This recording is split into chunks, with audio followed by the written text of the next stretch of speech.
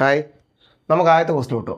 Question ഇതാ, 10ൻ്റെ square minus 9ൻ്റെ സ്ക്വയർ പ്ലസ് 8ൻ്റെ സ്ക്വയർ മൈനസ് 7ൻ്റെ സ്ക്വയർ പ്ലസ് 6ൻ്റെ സ്ക്വയർ മൈനസ് 5ൻ്റെ സ്ക്വയർ പ്ലസ് 4ൻ്റെ സ്ക്വയർ മൈനസ് 3ൻ്റെ സ്ക്വയർ പ്ലസ് 2ൻ്റെ സ്ക്വയർ മൈനസ് 1ൻ്റെ സ്ക്വയർ.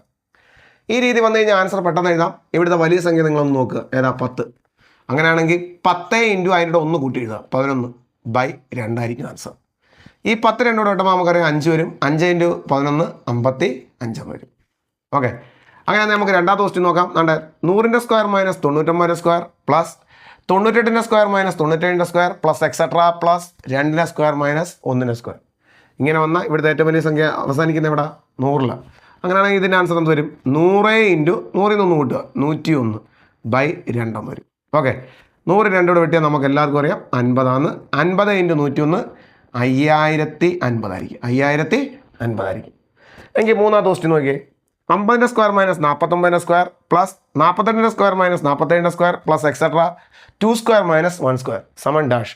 ഇതിൻ്റെ ആൻസർ നിങ്ങളൊന്ന് കമൻറ്റ് ചെയ്യും.